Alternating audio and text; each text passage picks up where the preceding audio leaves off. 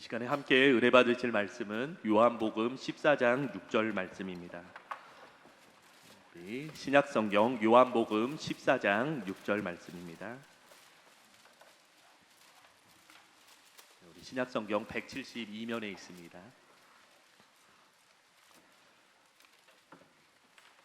이 시간에 우리 요한복음 14장 6절 말씀을 한 목소리로 합독하시겠습니다.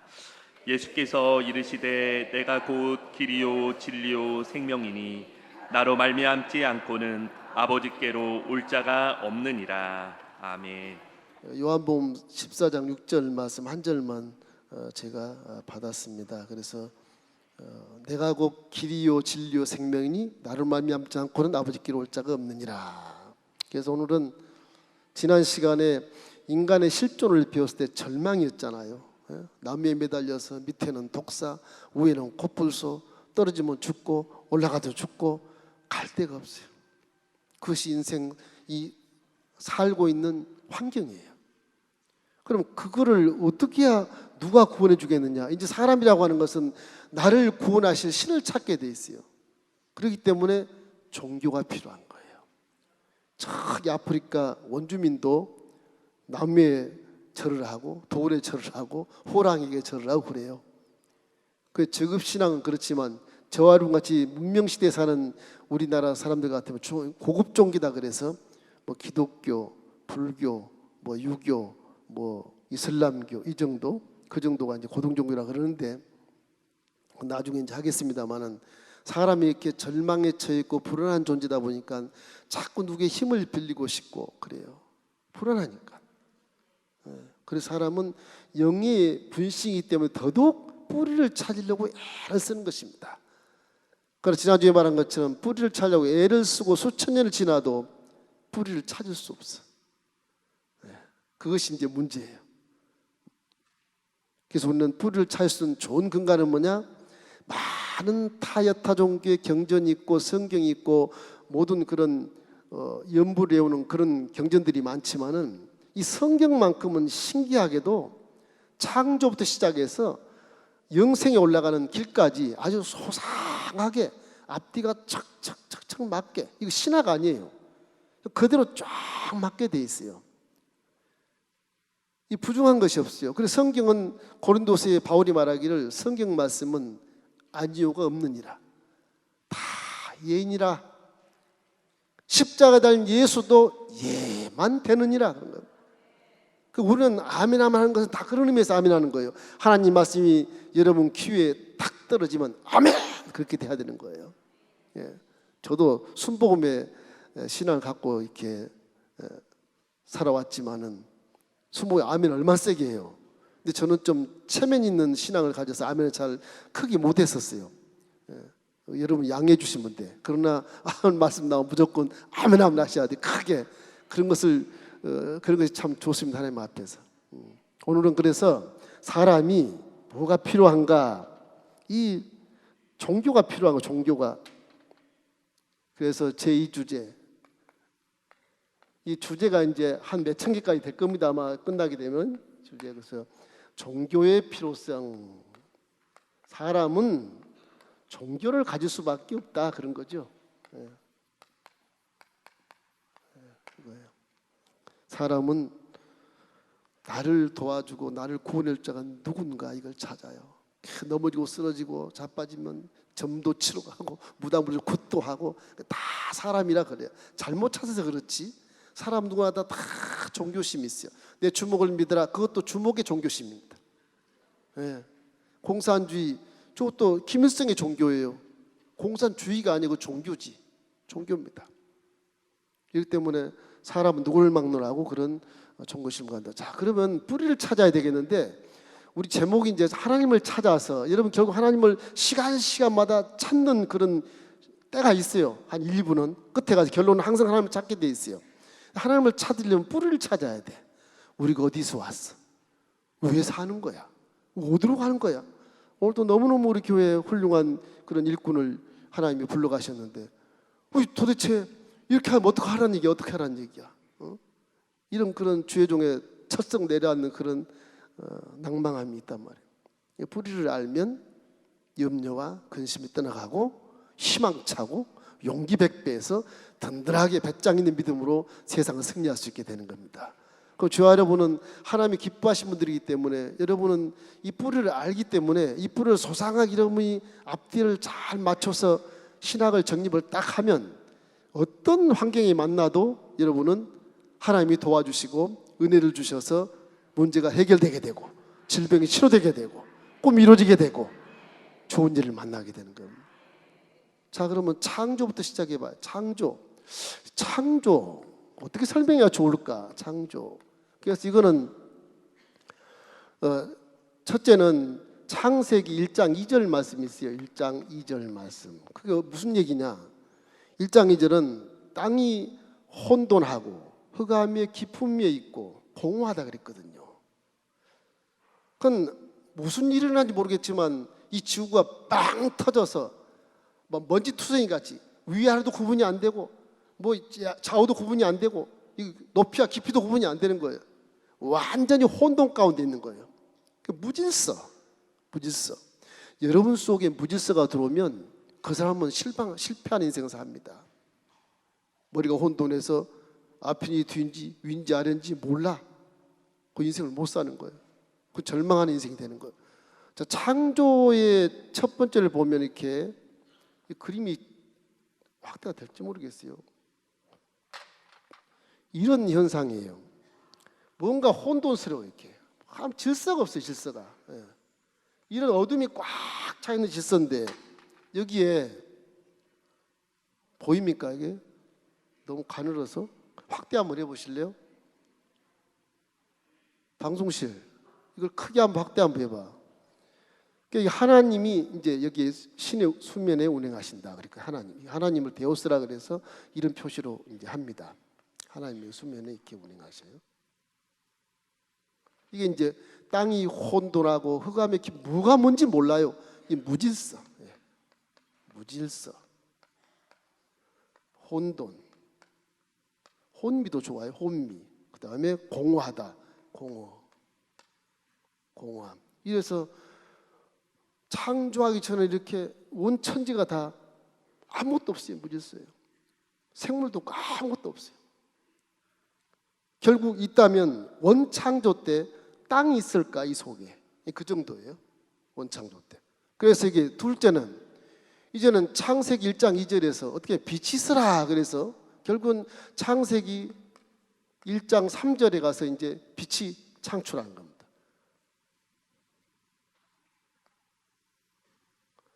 빛인데 하나님이 이후에 계신데 하나님이 빛을 비추세요. 여기다 빛을 이렇게 비춥니다.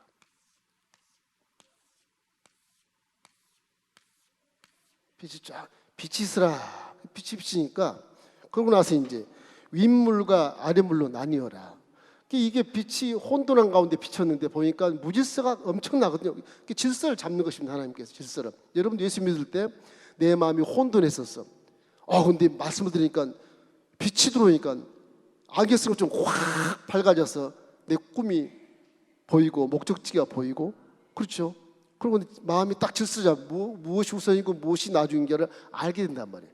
그게 신앙생활이 성장되고 슬픈 자가 기쁨이 충만해지게 되고 소망이 생기니까 빛으로 보면 소망이 생기거든. 내 속이 확 드러나니까. 여러분 안수하고 기도해도 여러분 속이 확 드러날 때가 있어 가끔. 날마다 그렇지 않지만. 그래서 어떤 종들은 영안이 밝다 그렇게 얘기하는 사람도 있지만은 종들은 거의 다 기도를 많이 할 때는 이렇게 안수하면 그 사람의 내용을 이렇게 다 알지 못하지만 대충은 이렇게 영안을 열어서 보게 할 때도 있다고요. 그럴 때도 있어요. 그래서 이렇게 빛이 이렇게 비쳤는데 여기에 이제 윗물과 여러분이 수증기라고 하면 돼요. 윗물과 아랫물을 나뉘어요. 윗물과 아랫물에 이렇게 바다 같게 보이는 아랫물로 나누고 그래서 여기에 이제 묻이 드러나는 묻이 드러나요. 땅이 드러나는 거, 땅이 드러나요. 이게 빛을 창조하고 윗물과 아랫물 나누는 거 둘째 날이고 그죠? 그 땅이 드러나요. 셋째 날은 땅 위에 채소가 나고요. 나무가 나서 이 열매 나무들이 나와요. 이렇게.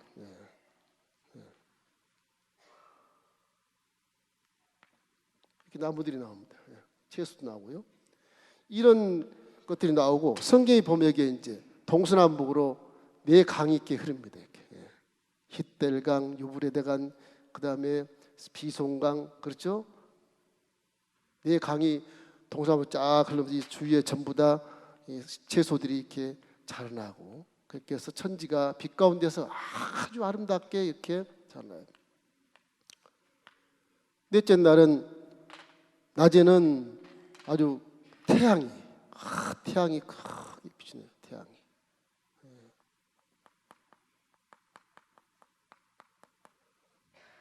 밤에는 달이 이렇게 한쪽에서 태양을 반사해서 비칩니다. 이게 낮이라고 칭하고 밤을 달을 밤이라고 칭해요.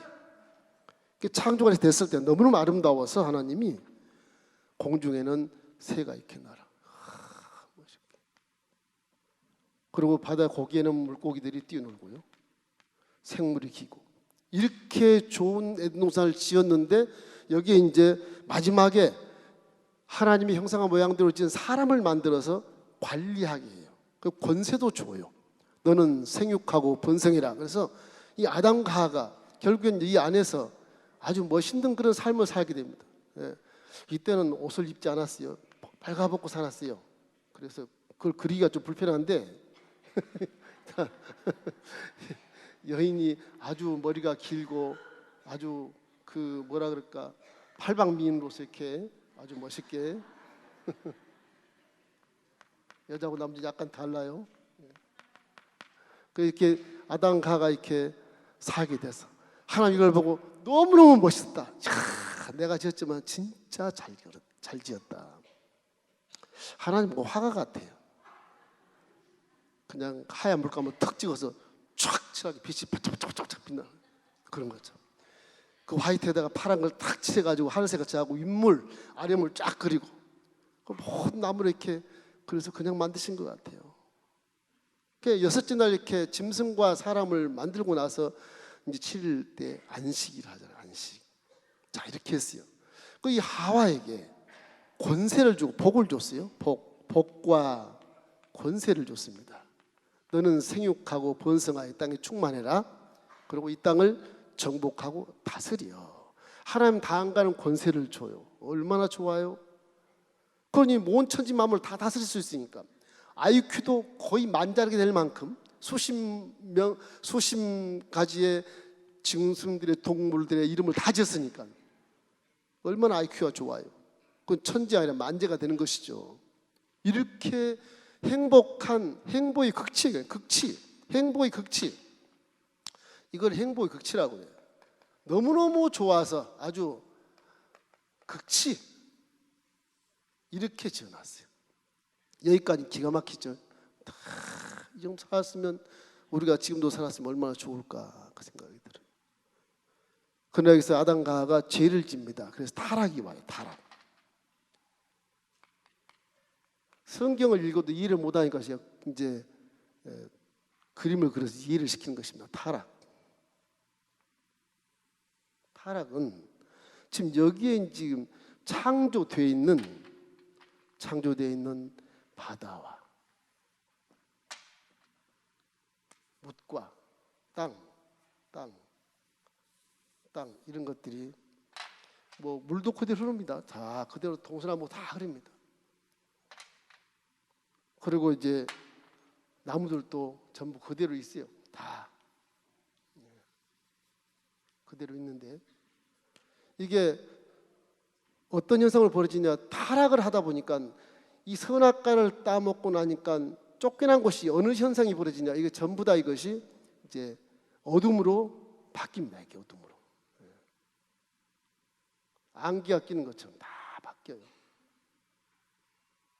이게 타락한 모습이에요. 여기서는 밝고 맑고 환한 모습으로 무엇이 나무고 무엇이 동물 알았는데 저기는 동물인지 사람인지 몰라요. 원래 여기에서는 동물은 다 풀 먹고 살게 돼 있어요. 동물이 동물을 잡아먹는다, 약육강식 그건 한 뜻이 아니에요. 다 풀만 먹고 사는 동물들이에요. 그 식물을 그 예비한 거라고요. 근데 지금 보세요. 사자가 막 토끼 잡아먹잖아요. 그건 하나님 법이 어긋난 거예요. 그게. 왜 그러냐? 사람이 죄를 지어서 가는 곳에 저주가 따라다니고 가난이 따라다니고 질병이 따라다니고 죽음이 따라다녀요. 살려고 발붙이다 보니까 풀만 먹고는 안 되겠다, 힘써야지, 저놈 잡아먹자, 잡아먹고 막 힘쓰게 헤라클레스처럼 그렇게 살아가는 거, 생존 경쟁에 피나는 삶을 우리가 살고 있다. 하나님 뜻과는 전혀 다르게 다른 방향으로 살고 있는 거예요. 처절한 절망 가운데로 막 질주하는 거예요. 생로병사기를 그대로 고난 거예요. 누구든지 다 이렇게 안개가 끼니, 어둠이 다시 접하니 인생이 어디서 와서 무엇 때문에 살며 어디로 가는지를 모르는 거예요. 그렇겠죠. 안개가 꼈으니 한 치 앞도 못 내다보고 사는 거예요. 여기는 영이 맑고 하나님 함께 계시고 하나님 말씀에 100% 순종하고, 여기는 풀만 먹고 살고 이 물질로서 영생할 수 있는 조건이 되어 있어요. 에어컨디션처럼. 비도 안 왔어요. 아주 육체가, 피부가 껍데기가 벗겨지지 않을 만큼 요즘에 피부가, 여러분, 인설이야, 인설. 이 피부가 이렇게 자고 나면 이렇게 먼지처럼 벗겨지죠. 얘 그런 게 없다는 거죠. 이건 그대로 세포가 잘 살아서 천년만년 영생하도록 살 수 있도록 하나님 만들어 줬다는 거지요. 그때 화장품이 필요 없어요. 다 예쁘니까. 다 예쁘니까 필요 없는 거예요. 이런 세계의 좋은 극치를 버리고 타락함으로 여기서부터 이제 인생의 문제가 발단되는 겁니다. 이건 완전 이게 이제 행복의 극치에서 이거는 뭐냐? 수고와 슬픔으로 끝나는 겁니다. 그래서 시편 90편 10절 말씀에 인생은 70이요 강건함은 80이고, 뭐 우리 안병구 장로님 어머니께서 96세에 사시고 엊그제 소천하셨는데, 그렇게 사셔도 일생 전체가 다 수고요 슬픔이에요. 인생이 그래요. 그 얼마나 인생이 하나님 형상을 닮았는데도 인생이 왜 이럴까? 비참한 거지. 비통한 일이에요. 비통한 일. 그건 다 우리 아담 할아버지, 하와 할머니가 이렇게 우리의 운명을 이렇게 만들어 놓으신 것이니 그 조상 탓인데 어떡하겠어요. 그러나 이제 와서는 우리가 여기서 거듭나야 돼요. 여기서 어떻게 하면 이거 구원받고 살 수 있을까를 생각해야 되거든요. 자, 성경에는 이래서 이 관계를 인생의 무의미로 봅니다. 무의미. 아무리 살아봐라 무의미고 무가치다. 그러니까 이건 뭐 이 무의미와 무가치가 여기를 뭘 낳느냐? 허무를 낳아요. 허무함을 낳아서 인생 이거 허무하구나. 다 후회하고 지옥불로 떨어지고 그래요. 이 허무를 어떻게 하면 다시 버리고 정말 가치 있고 목적이 있고 보람찬 인생을 살고 행복한 결과를 낳을 수 있겠느냐 하는 것이 이제 인간들의 퀘스천, 이것이 이제 우리 구세주를 찾는 하나의 동기가 되는 것입니다. 신이 계시면 날 도와주십시오. 그래요. 그런 것입니다. 그래서 여기에서 이제 이 도와달라는 이 종교의 필요성, 여기서부터 종교의 필요성이 되는데, 이렇게 사니 신이 도와주면 좋지 않겠습니까? 신만 도와주면 여기서도 구원을 받을 수 있고, 신만 도와주면 성공도 할 수 있고, 그러니까 그 사람들이 불교를 찾고 유교를 찾고 기독교를 찾고 이슬람을 찾고 힌두교를 찾고 별의별 우상 사진을 다 찾고 가서 점을 치고 뭐 이단 거짓을 가서 안수를 받기도 하고 뭐 그래요. 사람인지라 그래요. 주의 종을 실망하는 그런 부분도 가끔은 있습니다. 열심히 예수를 믿고 하나님만 경외하며 봉사하고 헌신했던 분들이 가끔가다 전병에 찾아가는 그런, 이해는 해요. 야, 얼마나 지푸라고 잡고 싶은 거기 갔을까 이해는 하지만 그 하나님 보시면 저거 큰일 납니다. 하나님은 질투하는 하나님이에요. 그런 데는 나 외에 다른 신을 두지 말라. 요 신과의 교제가 엄청난 그 영적인 간음이 되는 거예요. 그것이 하나님 앞에는 굉장히 영광을 가리는 것이기 때문에 그거 조심하셔야 됩니다. 누가 꼬이더라도 내가 죽을 병이 걸려서 지푸라 잡기 해서 거기도 한번 가봐야 되겠다 그 생각이 있다 할지라도 오히려 그 시간이 있으면 기도하시는 게 나아요. 그 믿음을 다 보시는 거예요. 다 보시는 거예요. 중요합니다. 절대 이제 절망 가운데 그런 일이 벌어지면 주위에 또 막 어떤 분이 가서 나았다 해서 막 소문낸 사람도 있어요. 소문내. 거기서 나으면 여기서 나아요. 여기서 더 빨리 나아요. 그런 생각, 그 유혹을 받지 마세요. 그건 이단성이 있기 때문에 안 돼요. 신앙이 우리 교회에 꼭 있어라 그런 말이 아니에요. 저는 그런 말이 아니에요. 신앙을 지키라는 거죠, 하나님 앞에. 자, 이래서 이 구세주라고 하는 이것이 어떻게 하나님이 계획했어요? 하나님이 보세요. 이게 지금 하나님께서 자기 형상과 모양대로 지금 아담과 하와를 아주 멋있게 영원토록 잘 살게 해놨는데 이렇게 죄를 지어서 이런 삶을 사니까 이게 영의 분신이거든요. 그러니까 동물은 생각 안 해도 사람은 하나님이 생각이 항상. 근데 영의 분신이 들어가 있으니까 항상 기억을 합니다. 내 살점이 하나 저쪽으로 이식해 주는 거 기억 안 하겠어요? 내 심장을 이식해 주는 거 기억 안 하겠어요? 한다고요. 해요. 하나님도 똑같은 지정 의를 갖고 있어 그래요. 잊지를 못해요. 그래서 이 가운데 있는 사람들에 대해서 잊지를 못해요. 내게 돌아와라 돌아와라. 수천 년 구약시대 역사하면서 오라고 안 돌아와요. 호렙산에 다 올라가서 구름을 빽빽 해놓고 막 진동하고 나팔소리 빡빡 울리고 하나님이 얼굴은 안 보여도 모세야 모세야. 모세가 40일 금식을 하면서 올라가잖아요. 하나님 맞다 보면 죽어요. 모세는 죄인이기 때문에 죽습니다. 육체와 4차원과 3차원이 사라져버려요. 하나님 앞에 있으면 소멸돼 버려요. 그래서 구름을 빽빽히 해서 우리 사랑하기 때문에 못 보게 빽빽하게 해놓은 거예요. 성막에 내려오셔 계실 때도 구름기둥만 보였지 실체가 안 보이는 거예요. 그 지성소와 그냥 가리막을 탁 쳐놓고 대화만 하는 거예요. 모세야, 예 하나님, 서로 대화. 여호수아는 저 밖에 지키고 있고. 하나님은 그렇게 죄 있는 사람을 사랑 안 하면 그냥 휘장 제끼고 나서 이리 와. 그래 날아가 버리게 날아가 버려. 사랑하시니까 휘장을 딱 치시고 겹겹이 3겹을 치고 송아지 2마리가 4마리가 끌어도 찢지 않는 그 휘장을 딱 치고 좌정하시고 거기에서 소리로 듣는 것입니다. 그 기도가 얼마나 중요한지 몰라요. 내 마음 믿으면 됐지 뭐. 그 믿음 좋아요. 그러나 응답받으려면 기도해야 되는 겁니다. 소리를 크게 내서 부르짖어야 돼요. 그런 의미에서 우리 정경 목사님의 신학은 100% 기가 막혀요. 부르짖어 기도하는 거, 통성기도. 요즘에도 통성기도 안 하신 교회가 있어요. 가끔 저쪽 침례교회 쪽은 내가 그거 한번 가봤는데 새벽기도 할 때 전부 숨소리도 안 나요. 어떻게 귀신처럼 가만히 앉아 있어요. 뒤에서 보면 가끔 좋은 사람도 있고 왜 이렇게 목사님 통성기도 안 하신 거예요? 아, 통성기도하면 방해를 받습니다. 어떻게 하시는 건데? 묵상을 합니다. 공동묘지 가서 해라. 이게 묵상하면요, 하나님도 가만히 계세요. 가만히 휘장 가운데 가만히 계시는 거예요. 내가 믿습니다. 그러면 입으로 시인해라. 자, 마음으로 믿어 의인이 되었어도 입으로 시인하지 아니하면 구원은 없어요. 없어요. 예. 말하는 것이 얼마나 중요한, 말이 구원의 도구가 되는 거예요. 그래서 말을 조심하라 그러는데 그걸 고깝게 들어가지고서 내 교회에서 내가 좀 혈기 좀 냈더니 목사님 말 조심하라 그러는구나. 이렇게 듣는 것은 그 사람은 아주 성경 모르는 사람이에요. 말로써 하나님께 정직하게 표현하라는 거예요. 회개 기도도 정직하게 표현해야 용서가 되고요. 구하는 것도 정직하게 표현해야 구한 것에 응답이 되는 것입니다. 중요한 겁니다. 이 말이라고 하는 것이. 자, 그래서 하나님 이런 구원사 계획을 세워요.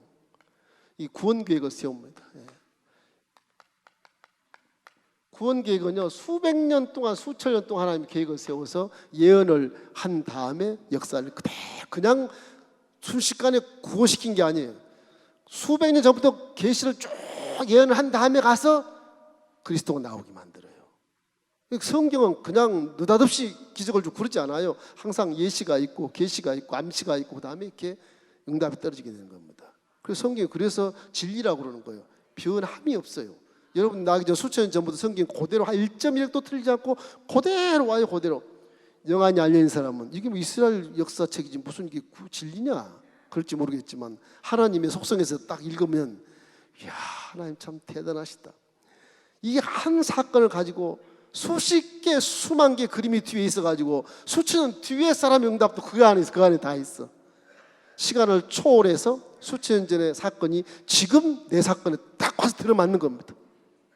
거기서 막 그냥 넘어지는 거예요. 그냥 응답받고 하나님께 반해버리는 거예요. 반해버리는 거예요. 그 다윗의 일인 줄 알았더니 내 일이구나 그래 반해버리는 거예요. 그렇게 영적인 진리는 시간을 초월해서 역사하기 때문에 인간적인 생각으로 어제 했던 역사를 오늘 와서 얘기를 해? 그거 안 맞는 거예요. 하나님은 성령을 통해서 2000년 전의 십자가 사건을 지금 이 시간 기도할 때 여러분에게 보여주시고 가시적으로 은혜를 주시는 것입니다. 믿으시길 주의 이름으로 축원합니다.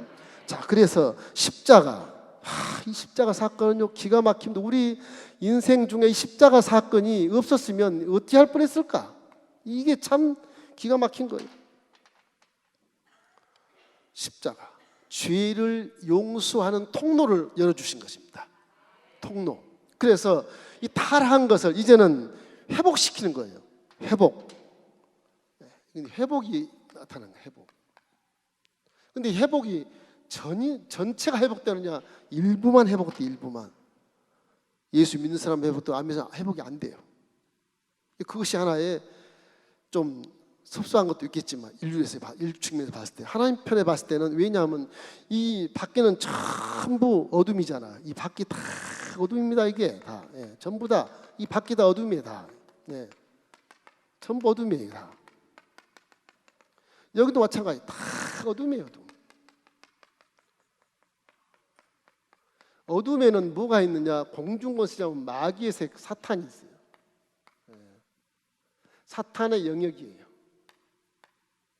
사탄의 영역. 그렇기 때문에 이 안에 빛이 있어도 사탄이 꼬이면 꼬일 수 있어요. 우리가 떨어진 지구상의 공중에서는 다 사탄이 진을 치고 있으니까 사람을 통해서 꼬이기도 하고 음성을 통해서 꼬이기도 하고 그래요. 어떤 암시나 묵시를 통해서도 꼬이게 하고 꿈을 통해서도 불안감을 조성하게 하고 하나님은 꿈을 통해서 시험하기도 하세요. 그러나 마귀는 정확해요. 나쁜 것은 다 마귀예요. 뱀꿈 많이 꾼다. 그 마귀 새끼가 그러는 거예요. 보게 하는 거예요. 밝고 맑고 환한 꿈, 소망찬 꿈. 그 꿈에서 하나님이 시험할 때는 마귀가 뒤에 쫓아오면 막 달려가는데 발걸음도 안 떨어지고 잡히게 생겼고 이거 시험을 하는 거예요. 하나님. 그런 꿈은 시험하는 꿈이에요. 그때 예수 이름으로 마귀는 떠나갈지어다. 강력하게 여러분이 꿈속에도 막 외치셔야 돼요. 외치셔야 돼요. 예수님이 이렇게 우리의 모든 죄와 저주와 질병과 죽음을 다 청산하심으로 이제는 이 타락한 것이 이거와 똑같진 않아요. 전체가. 그러나 예수님의 십자가에서 비치는 이 빛이 있어요. 이 정도라고 하죠. 밖에는 다 빛이 안 비칠 수도 있어요. 믿는 자만 비치는 거예요. 여기는 다시 저 있던 바다가 다시 보이는 겁니다. 이렇게.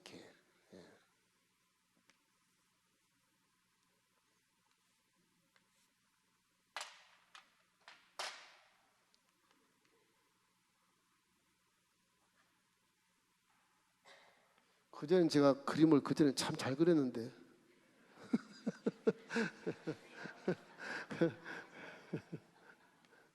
여기 그대로 이제 나무들이 그대로 이렇게 보입니다. 이렇게 밖에는 안 보여요. 안 보여요.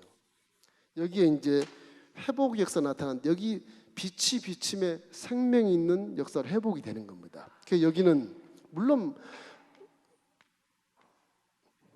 여기는 이제 예수님 올 때는 이제 그때는 아마 문명이 발전해서 배도 하나 딱 이렇게 바다에 떴을지도 있어요. 그죠?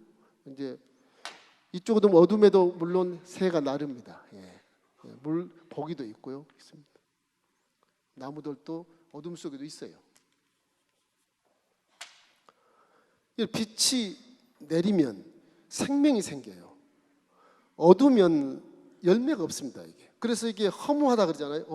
열매를 맺다 해도 내가 성공했어도 성공을 딱 잡아보면 그게 아니네. 그리고 좌절해 버려요. 장관을 했는데 뭐야 이게? 그 좌절해 버려요. 돈을 많이 버는데 이게 뭐야 인생이? 아무것도 아니야. 난 누굴 총으로 올릴까 도대체. 다 늙어가지고 탁 놔버리는 거예요. 허무는. 그리고 예수를 믿으면 조그만 일을 가지고도 굉장한 보람을 느껴요. 후회가 없습니다. 생명이기 때문에 그래요. 분명한 보람 있는 인생을 살았기 때문에 후회가 없는 겁니다. 여러분과 저는 굉장히 복 있는 자인 걸 믿기를 주의 이름으로 축원합니다. 예수를 믿었으니까. 예수님이 길이요 진리요 생명이니 예수님을 통해서 하나님 품에 안기는 거예요. 창조주 품에 안기는 것이거든요. 그래서 예수님이 구세주라 그래요. 누구든지 창조를 바로 못 만나요. 이 상태에서 못 만납니다. 못 만나요. 왜? 죄가 있으니까 못 만나는 거예요. 죄를 벗어야, 예수님을 통해서 죄를 벗어야 하나님 앞에 가서 아들이 왔어요, 딸이 왔어요, 이렇게 자녀된 권세가 회복되는 것이거든요. 그러면 거기에 왕같은 제사장의 직분도 허락해 주시는 겁니다. 이제 예수님이 이 하나님의 영이지만 하나님의 영이 말씀이 육신이 되어서 여기서 창조했던 빛이 있으라, 이 말씀이 빛을 창조하고 묻이 드러나라, 땅을 창조하고 공창 드러나라, 윗물과 아랫물이 딱 갈라져서 하늘이 쫙 열리고 물질화가 되는 것이잖아요. 이 물질화된 전능하신 능력이 여기에서 예수님이 이 하나님의 영 예수 이름으로 물질화돼서 육체로 나십니다. 사람이 나는 것 똑같이 성령으로 잉태돼서 나오시, 어린아이로. 나 같으면 하나님 그냥 33세 된 예수 딱 나오게 해서 메시아로 탁 나와버리면 끝날 거를 어린아이로 이렇게 내서 마혹감부터 시작해가지고 좋게 자라면서 부모에게 효도하고 목수 아들로서 효도하고, 그리고 12살 때 유월절 올라갈 때마다 하나님 성전에 올라가서 하나님 말씀 언제 배웠는지 입에서 줄줄줄줄줄 말이 나오시고, 그래서 하나님의 영이 예수란 명찰 달고 조아름과 함께 똑같은 육신으로 오셔서 이 속에는 뭐가 있냐, 하나님의 빛을 담지했다 그러는데, 신학적으로 담지라고 그러는데 하나님의 능력을 담고 내려오신 것이거든요. 그래서 예수님은 말씀이잖아요. 말씀이 육신이 되겠으니까 그 속에 말씀이 가득 찬 거예요. 그 말씀이 12살이지만 얘기하면 이 제사장과 사두개인들이 바리새인들이 깜짝 놀라는 거예요. 범상한 아이다. 너 누구 아들이냐? 나사렛, 목수 아들이구나. 에이, 별거 아니네. 그랬거든요. 예수님이 하는 말마다 팔복이 됐든 뭐가 됐든 질병이 떠나고 귀신이 사라지고 문제가 해결되고 죽은 자도 살려버리니까 이게 이제 바리새인과 사두개인과 SNF파들이 이걸 가만히 둘 수가 없어요. 하나님을 모욕하는 자로 보이는 거예요. 로마 제국은 반란을 일으킨다고, 밀란을 일으킨다고 생각하니까 예수를 주목하고 있는 것이고요. 유대인들은 하나님 야훼의 선민으로서 그들은 자존심을 딱 쥐고 있는데, 예수라는 사람이 나와서 하나님이 내 아버지시고 그러니까 뭐야 이게 뭐야, 저런 괘씸한 놈이 있나, 참담하도다 말이야. 하나님 모욕하는 자를 그만둘 수 없다. 십자가에 달려 죽이라. 십자가에 달려 죽일 이유도 없고 그렇게 흉악한 범죄인도 아닌데 십자가를 거론을 해요. 딱 십자가를. 왜? 하나님을 야훼를 섬기는 유대 선민주의가 이 선민주의가 자기 하나님을 모욕했다 그래서 저놈을 십자가에 달려 죽여야 된다. 그렇게 된 거 십자가예요. 그 십자가 처형하는 거예요. 왜? 그가 빛으로 왔기 때문에 자기 지휘자들의 죄가 다 드러나니까. 마치 낚시꾼이 낚시 입밥이라고, 입밥 고기 먹은 그 밥, 그걸 하기 위해서 큰 돈을 시궁창에서 확 들으면 막 거기에 막 지렁이가 난리 버섯 치지 않나요? 어둠에 있다 빛이 들어가면 난리가 정신이 없죠. 사두개인, 바리새인, SNF 이런 사람들 예수가 나타난 이후로 막 정신이 없었어요. 내 자기 죄가 드러날까 봐서 이 구더기처럼 막 난리부스를 치는 거예요. 갑자기 빛을 보니까 다 드러나니까 그게 죽이는 겁니다. 근데 죽이는 것은 힘이 없어진 것이라 하나님이 그렇게 죽어주면서 우리 죄를 용서하기 위한 계획이 있는 거예요. 그러니까 어떻게 보면 마귀가 하나님 꽤 속는 거예요. 사실은 속는 거예요. 예수님이 안 죽었으면 죄하려면 구원 받습니까? 못 받아요. 못 받습니다. 죄가 그대로 있으니까. 하나님 창조주의 법에 죄는 피 흘림을 흘려야 죄를 용서를 받을 수 있어. 그 피가 죄를 한 번도 안 짓는 피야 돼. 이 세상에는 모든 사람이 죄를 범하였음에 하나님의 영광 이르지 못하더니 의인 없나니 하나도 없도다. 누가 구원자가 한 사람도 없어요. 여기서는. 그러니까 하나님이 의인으로서 육체를 입고 오셔서 그분 피만 죄를 용서할 수 있어요.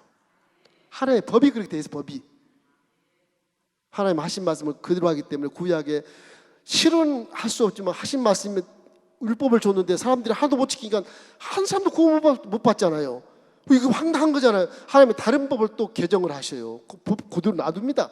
율법 그대로 놔두고 다른 법을 개정해요. 내가 육체가 대신 죽어주고 율법을 다 완성시켜야 되겠다. 그겁니다. 그것도 700년, 800년 전에 다 계시를 해요. 예언을 해요. 그래가지고 나타나셔요. 예수 믿는 사람 이와 같이 이제 이 빛이 비추는 영역만 회복이 되는 겁니다. 이 사람은 모든 무혐의, 무의미, 무가치, 허무함, 수고, 슬픔에서 벗어날 수 있다는 거죠. 그러므로 염려를 주께 맡겨버리라. 내가 너를 다 이룰 것이다. 이런 말씀도 우리에게 염려와 근심이 있다면 예수 믿는 사람은 그런 말을 하면 안 돼요. 염려하신 믿음 안에 십자가를 바라보고 내 염려와 근심을 다 주께 맡겨버리라. 그래서 맡겨버리시길 주의 이름으로 축원합니다. 그 십자가를 통해서 여러분 이제 회복이 되는 이런 삶 속에는 언제나 영혼이 잘되고 범사할 강건한 축복이 있게 돼요. 그렇기 때문에 여기는 희망이 넘치는 것입니다. 회복 속에는 항상 희망이 있어요. 희망. 그래서 여기는 어둠과 빛이 공존합니다. 공존하긴 하나가 될 수 없는 거겠죠. 어둠과 빛이, 세상은 지금 어둠과 빛이 지금 현세 우리가 공존하고 있는 거예요. 그러나 예수 믿는 사람은 가치를 알고 목적을 아니까 후회 없는 생을 살아도 예수 안 믿는 부분은 아직도 이런 무의미와 허무 속에서 살기 때문에 성공했다 해도 나중에는 후회하고 절망해버리고 자살해버리고 그러는 거예요. 그 예수 믿는 게 얼마나 중요한지 모릅니다. 이렇게 해서 예수 믿는 사람들이 축복은 이제 가장 중요한 건 뭐냐? 자, 그럼 예수 믿으면 도대체 어떻게 복을 받느냐? 뭐 그것 좀 뭐 자세히 설명해 주라 이런 학생들의 요구 조건이 많았었어요. 제 학교 있을 때는. 어떻게 설명할까? 이거 참 고민스럽더라고요. 자, 그러면 이제 모든 것이 회복되어서 희망이 돼 이제 축복을 받아야 되겠는데 예수 믿으면 복 받는다 그러잖아요. 복 받는다. 이게 이제 회복을 얘기하는 것인데 좋게 말하면 축복이라는. 예수 믿으면요 이럽니다. 아가서 보면요. 아가서 2장 10절로 15절까지 보면요. 따라서 하시겠습니다. 겨울도 지나고 비도 그쳤고 우리의 포도원에 꽃이 피었습니다. 그게예요. 예수 믿으면 여러분 지분에 다 꽃이 핀 것을 믿으시기를 주의 이름으로 축원합니다. 여러분이 꽃 피는 게 아니에요. 다시 말하면 여기는 타락 속에는 이 주위가 굉장히 차갑습니다. 찬 겨울이에요. 겨울 날씨예요. 겨울. 그렇기 때문에 이 겨울 날씨에는 싹이 나질 않아요. 싹이 나질 않아요. 여기서 아무리 성공을 찾고 꿈을 찾아도 세상을 찾지만은 싹은 자기들이 낸 것처럼 생각하고 뭐 열매 맺는 거 생각하지 열매 탁 잡으면 껍데기만 있지 생명이 전혀 없어요. 빛이었기 때문에. 세상 자체가 없습니다. 그러나 빛이 받은 우리는 생명의 열매를 맺을 수가 있어요. 왜 그러냐 그러면 예수님의 빛에는 빛이란 게 뭡니까? 빛이 이렇게 오면은 빛은 열을 발생하죠. 열. 그죠? 빛은 생명의 열매를 맺게 하는 것이죠. 꽃이 피기 위해서 열매를 맺게. 예수님이 이제 십자가에 달려서 우리를 위해서 이와 같이 죽으신 이후에 믿는 자의 삶은 어떤 삶이냐? 이런 동토, 이렇게 차가운 이 겨울에서 어떻게 변하느냐? 여기에는 봄이 오는 것입니다. 봄. 네, 봄이 오는 거예요. 그렇기 때문에 이 포도나무라 그러는데 아가시에 보면 포도나무, 너희의 포도원에 꽃이 피었습니다. 예수님이 십자가에 달리셔서 우리에게 꽃이 피게 하는데 어떻게 피게 하느냐? 빛을 발산을 시켜요. 그리고 성령을 보내셔요. 성령의 기운은 마귀의 기운은 저렇게 겨울처럼 차지만 성령의 기운은 따뜻해요. 그러니까 사도행전 2장에 보면 급하고 강한 바람 같은 것이 슉 지나가고 불이 혀같이 갈려 사람 머리에 임했더라. 불이 임하 불이. 성령은 뜨거운 겁니다. 굉장히 뜨거운 거 찬 게 아니에요. 엄청 뜨거운 성령 불이. 막 뜨거워서 팔팔팔 뛰어요. 성령 세례 받으면. 성령은 막 줄기차게 뜨겁고 따스해요. 불 같은 거예요. 하나님도 원래는 나는 불이라 그러잖아요. 예? 불이라 그러지 않아요. 구약에 보면. 그러니까 성막에도 불 같은 기둥이 이렇게 연기가. 그럼 구름 기둥과 불 기둥으로 역사하시고. 그것도 얼음으로 역사한 적 없어요. 하나님은. 차가운 겨울 역사한 적도 없고. 그럼 영적인 4차원의 기후 중에 두 가지가 있는데 하나는 차고 얼게 하고 땅도 얼게 해서 죽이는 기후. 이건 마귀의 기후예요. 성령의 기후는 따스한 바람이 불어서 얼음을 녹여요. 촥 녹여서 새싹이 나게 하고 꽃이 피게 하고 빛만 있으면 열매가 맺혀지는 거예요. 예수님도 그렇게 되는 거예요. 그럼 여러분이 이 포도원에서 열매가 맺는데 포도가 열매가 맺는데 이 열매 맺는 것이 지금 어떻게 했냐? 예수님이 포도 줄기인데 이 줄기에서 영양을 공급해 주시는데 여기에 포도의 이파리가 뭐 이렇게 핍니다마는 꽃이 핍니다. 포도꽃이 좀 적죠. 잘 안 보입니다. 포도꽃이. 예. 포도 잘 안 보여요. 꽃이 이제 만발을 해요. 꽃이 막 만발하는데 이 꽃이 만발할 때 예수님이 그래요. 저 아가서 읽어보면 사랑하는 자야 나 함께 포도원을 거닐자. 자, 새들이 노래하고 방구의 소리가 들리는구나. 뻑국 소리가 들리고. 겨울에는 그런 게 없잖아요. 여기는 새도 안 들리고 뭐 꽃도 안 피고 싹도 없어요. 그러니까 세상의 지식과 경험과 이성으로 제 아무리 공부를 열심히 해서 1등해서 장관이 돼도 죄송합니다만 장관 표현에 죄송합니다만 이 제 지도자가 돼도 그 사람은 후회할 수밖에 없어요. 예. 제 친구 물어봐도 그래요. 내가 인생을 잘못 살았단 말이야. 남들 8시간 자고 난 3시간밖에 안 잤는데 괜히 3시간만 잤다. 8시간 푹 자고 일할 걸. 이제 그래요. 이제 그래. 그래서 이 겨울에는 싹이 안 나고 꽃이 동토기 때문에 땅이 얼어 있어서 싹이 안 납니다. 그러니까 예수를 만나면 이게 빛이 오기 때문에 이게 열이 발산하고 그죠? 생명력을 주기 때문에 이게 얼음이 쫙 녹아서 싹이 나게 돼 있어요. 그래서 믿음을 가지면 소망이 생깁니다. 보세요. 믿음, 소망, 사랑. 그 순서가 그래요. 믿음을 가지면 저 꿈이 생겨 싹이 나니까 소망이 생겨. 예수님이 꽃까지 다 피워줬어. 이야, 이제 우리 농사가 잘 되겠구나 말이야. 꽃이 피었으니 뭐 열매는 땅땅상 아니겠어요. 소망이 생기는 거예요. 소망이 생기면 그 다음부터 사랑할 수 있는 마음이 생기는 거예요. 넓은 마음이. 중요한 얘기입니다. 이 꽃이 이렇게 보이지 않지만 만발하면 이건 이제 올해 풍년은 땅을 당상이잖아요. 예수님도 틀림없이 복을 받습니다. 왜냐하면 꽃이 피기 때문에. 예, 꽃이 피기 때문에 틀림없이 복을 받아요. 그래서 예수 믿으면 항상 기뻐하라고. 항상 기뻐해라. 범사에 감사해라. 그리고 응답은 기도로니까 기도해라. 맞죠? 말로. 그렇게 해야 돼. 그럼 여기에서 우리가 할 말은, 우리가 할 일은 뭐냐? 열매를 맺는 거예요. 열매는 예수님이 안 맺어줘요. 열매 맺는 것이 우리의 사명이에요. 네, 이것이 우리의 사명이에요. 열매를 많이 맺기를 주의 이름으로 축원합니다. 목사님 열매를 어떻게 맺을까요? 물어보시면 계실 거예요. 이스라엘에 가면 그 팔레스타인에 가면 포도나무가 많습니다. 그건 농사를 못 지어요. 이슬로 이렇게 농사를 하기 때문에 별을 못 씌워요. 전부 다 석회질이라서 비가 오면 땅에서 빨아들이지 않아. 그냥 흘러가지고 순례 가보면 성지순례 가보면 막 이 계곡으로 가면 물이 갑자기 막 불어가지고 저쪽 헬모산에서 비가 막 내리면요 갑자기 불어가지고 막 홍수가 나버려요. 잘못 떠내려갑니다. 그래서 버스도 저지대로 못 가게 다 산 등성으로 가게 해요. 사람도 전부 산꼭대기 삽니다. 다. 집이 아파트가 전부 산꼭대기에 있지 이 저지대는 없어요. 우리나라 같이 골짜기 집이 없어요. 홍수 나면 다 떠내려가니까. 비가 오면 빨아들이지 못하게 되면 그냥 다 흘려버려요.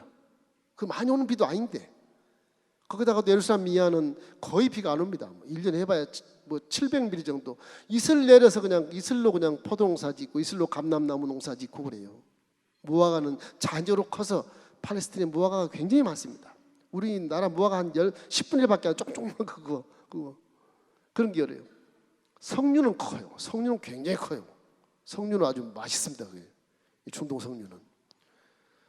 이래서 이스라엘의 지형 자체와 이 토질이 석회암이라서 어떤 생각이 벌어지냐면 이게 이 포도 농사가 이렇게 지어지면요, 이런 포도 농사가 이렇게 지어서 포도밭이 있지 않습니까? 우리 지분이 이렇게 있지 않습니까? 그러면 이 지분에 뭐가 문제가 되냐 그러면 이 아가새에 나와요. 작은 여우라고 되어 있는데 이 두더지 땅을 쫙 갚아 들어가는 거. 꽃이 피면요, 밖에서 두더지가 쥐새끼만한 두더지가 이게 이게 이 들어가 땅을 파고 들어간다고. 땅을 파고 들어가요. 들어가 가지고서 뿌리를 잘라 먹어. 이 뿌리를. 이 뿌리를 잘라 먹으면 그냥 죽어버려요. 이 뿌리를 싹 잘라 먹어. 저 우리나라 치고도 더 적어요. 뭐 큰 것도 있지만. 그래서 이 이스라엘 백성들이 이 작은 여우를 잡기 위해서 뭘 하냐 그러면 망을 칩니다. 망. 밖에다가 이렇게 못 들어오게 이렇게 망을 딱 쳐요. 쥐가 들어오지 못할 만큼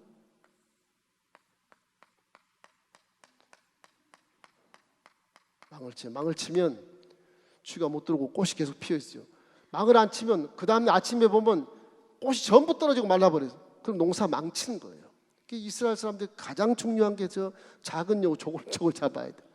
신앙에 뭘 표현하느냐 그러면 여러분 신앙 가정에 작은 여우, 불만, 원망, 시기, 탐심, 교만, 비교식 이런 거예요. 이 작은 여우들 그런 겁니다.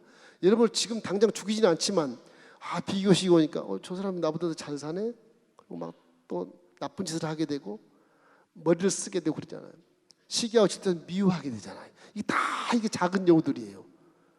이런 것들이 내 속에 들어오면 가정이 박살나요. 저 옆집의 아저씨는 저렇게 돈을 잘 버는데 당신은 뭐 하는 거야? 이렇게 나오는 것이고, 그러지 않겠어요? 저 옆집의 아줌마는 저렇게 이쁜 당신은 왜 이렇게 안 예뻐? 그렇게 나오는 것이고. 그 가정이 파탄되는 거예요. 여우가 들어오면 파탄되는 거예요. 그걸 얘기하는 거예요. 그래서 우리가 회복된 이 축복을 우리가 받으려면 첫째는 기도해야 돼요. 기도의 망을 잘 설치해야 돼요. 그래서 기도가 굉장히 중요합니다. 물론 예수 믿고 할렐루야 기쁘다 즐겁다 너무너무 좋잖아요. 그건 좋은 표현이에요. 선수만하면 기쁨이 충만해 좋은 표현이에요. 그러나 기도는 꼭 하셔야 돼요. 기도는 우리 성도의 의무고 책임이에요. 그냥 할 때 하고 안 할 때 하고 확실히 안 하고 그런 게 아니 기도 그런 게 아니에요. 어제도 우리 겟세마네 기도에 많이 나오셨는데 굉장히 참 귀하신 분들이에요. 그 나와서 기도하는 게 그 인원만 기도해 웨링교회가 살고 한국이 살아요. 뭐 크게 많이 나와서 기도해라 그런 건 아니에요. 그 다 하나 기도하면 더 좋겠지만 그 기도를 하나님 받으시거든요. 다른 건 안 받아도 기도를 꼭 받으세요. 내 속에는 믿음으로 받고 기도는 또 마귀도 딱 듣습니다. 네 믿음을 듣는 거 다 듣는 거예요. 마귀가 네 믿음이 이거구나. 그리고 믿음 좋으면 도망가 버리고 그런 겁니다. 못 들어와요 내 속으로. 기도의 망이라는 게 그렇게 효과가 있는 것입니다. 믿음 속에 기도의 망. 굉장히. 그 다음에는 물이에요. 성령이에요. 성령. 이 석회질이 있는 이 포도원의 지분에는 수분이 없어요. 별로. 그러니까 물을 항상 저장해서 하기 위해서 비가 오면 웅덩이를 팝니다. 이 속에 웅덩이를 파서 이렇게 물을 고이게 합니다. 이 포도원 속에 고이게 해서 이 물을 이제 갖다 이제 스프링클러 하기도 하고, 요즘에는 갈릴리 호수에서 이제 내려오는 요단강 물을 끌어가지고서 갈릴리 호수에서 직접 끓여서 스프링클러 하루에 서너 번씩 다 이렇게 물을 줘요. 요즘에 잘 돼 있어요. 그러나 뿌리만 안 잘리면 요즘에는 열매가 많이 맺어요. 포도가 얼마나 큰지 아세요? 엄청 커요. 이 꽃만 해요. 포도 한 송이가, 한 알이. 저기 하나면 진짜 두 사람이 짊어지고 가도 휘청휘청할 만큼 그래요. 너무 맛있습니다. 포도가. 꿀이에요. 꿀. 저기 40도 내지 50도에서 이렇게 열매를 맺기 때문에 얼마나 단지 몰라요. 무화과 저리 가라요. 종려나무가 좀 더 달아요. 종려나무가. 우리 엘리면 종려나무가 이제 상징인데 그 종려나무는 한 나무에 한 7가마 내지 10가마를 땁니다. 뭐 푸대라 그런 자루에 그 땀 종려나무가 대추보다 굉장히 큰 대추. 거짓말 엄청 엽니다 거기에. 그 종려나무가 왜 좋냐 그러면요, 척박한 저 밑에 네게부 지방, 이 사막 지방이 거기서도 습기만 있으면 종려나무는 쫙 자라요. 무화과보다 더 생명력이 강해, 자생력이. 그 종려나무는 버릴 것이 없어요. 기둥은, 나무는 기둥으로 쓰고 이파리는 지붕으로 덮어서 사용하고 열매는 따먹고 종려나무만 있으면 다 먹을 수 있어요. 물만 있으면 살 수 있어요. 그 정도로 이스라엘의 그 주변 환경이 영적으로 많이 우리에게 접하지 못했지만 성경은 그걸 보고 자꾸 이렇게 그 냉수 한 그릇 떠주면 내게 한 일이다 그 말도 냉수가 무슨 얼마나 가치가 있길래 그런가 그런데 거기는 냉수 한 그릇 생명을 살리는 거거든요. 우리 의식 주지만 그건 의식수예요. 수. 의식수.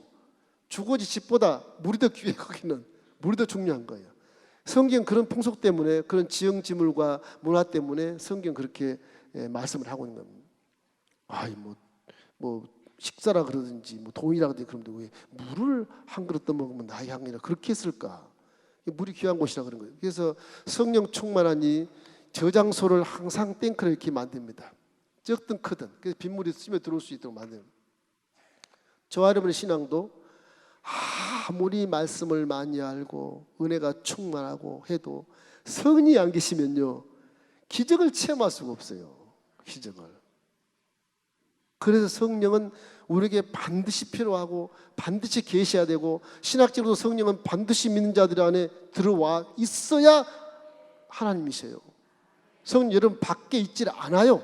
구약에는 밖에서 도와줬지만 이제는 믿는 자들 속에 직접 들어가 계시기 때문에 성령님은 하나님이시기 때문에 말씀 그대로 들어가 계세요. 여러분 속에 성령이 계신 것을 믿기를 주의 이름으로 축원합니다. 이 중요한 얘기예요. 여러분 속에 예수를 믿었으면 여러분 속에 다 성령이 계셔 지금. 그걸 인정하시기를 주의 이름으로 축원합니다. 동의하시기를 주의 이름으로 축원합니다. 믿으시기를 주의 이름으로 축원합니다. 그 성령이 계시야 여러분 속에 있는 말씀이 살아 움직이고 성령이 계시야 그 말씀이 입술로 외치면 살아서 운동력이 있어서 메인 것을 풀어주고 풀어다니는 귀신들을 묶어버려준다니까요. 그렇게 중요해요. 이거 신학적으로 다 알아도 성령이 함께 계신 것을 인정하지 않으면 살아 역사하지 않습니다. 어떤 이는 성령이 너무너무 적극적이다 그런 분도 계시죠. 방언, 말같지 않은 방언도 하고 막 천방에서 뛰어다니고 그런다고 그러는데 그럴 수 있어요. 그러나 그분이 말씀을 많이 모르시면 천방지 뛸 수도 있고 말씀을 모르면 또 이렇게 뭐 위에 상하를 구분하지 않고 영적으로 이렇게 뭐라 그럴까 침해를 주는 그 부분도 있어요. 그러나 그런 말씀을 알고 계속하다 보면 성령이 또 열매를 주시면 질서도 함께 하고 또 질서 잡게 해서 교회도 아름답게 만들어주고 후배 성도들에게 도움을 줄 수 있게 되는 겁니다. 그럼 성령으로 충만하기를 주의 이름으로 축원합니다. 여기 여러분 잊지 말 것은 항상 말씀을 항상 잊지 마십시오. 우리 믿음의 근간은 말씀이니까 그렇습니다. 이 말씀은 언제든지 공부를 하고 언제든지 말씀을 항상 기도하고 보세요. 그러면 기도하고 보는 사람의 마음에는 성령이 계시기 때문에 눈을 뜨기 때문에 영안이 확 열리면 말씀이 확 오는 경우도 있고요. 말씀에 그림이 막 보이고요. 말씀에 꿈이 돼서 막 꿈틀꿈틀한 그런 것도 보일 수 있어요. 이거 신비라고 그러지 마세요. 신비요. 신비주의라 그러지 마세요. 신비주의는 아니야. 성령 충만해서 말씀을 볼 때 그런 것이 보여요. 그런 체험 있기를 주님의 이름으로 축원합니다. 그래서 오늘은 종교의 필요성에서 이제 많은 비교 종교는 나중에 하겠지만은 이 사람이라는 것은 이런 관계에 있기 때문에 이것을 구원을 못 받으면 죽는단 말이야. 이 구원이 바로 예수 그리스도. 그래서 사도행전 4장 12절 말씀에 사람으로서 구원받는 이가 하나도 없나니 천하인간의 구원받을 힘을 주신 적이 없다. 바울이 그렇게 말하면서 나는 주를 위해서 살고 주를 위해서 죽는단 말이야. 내가 사나 죽으나 주의 것이로다. 그렇게 고백한 것처럼 예수가 진정한 구세주지. 여타 종교는 거기에 따라오지도 못해요. 비교를 하면 너무 우울하니까 얘기가 안 돼요. 다른 종교하고는 얘기가 안 됩니다. 우리 기독교는 그래서 독선적이니 뭐니 그러지만 독선적이라고 평가할 수 있죠. 너무 다르니까 부활까지 올라가니까 독선이라 할 수밖에 없는 겁니다.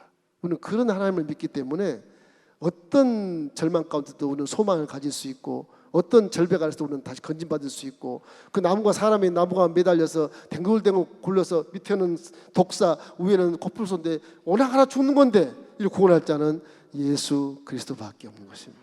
할렐루야. 기도하겠습니다. 좋으신 아버지 감사합니다. 오늘 또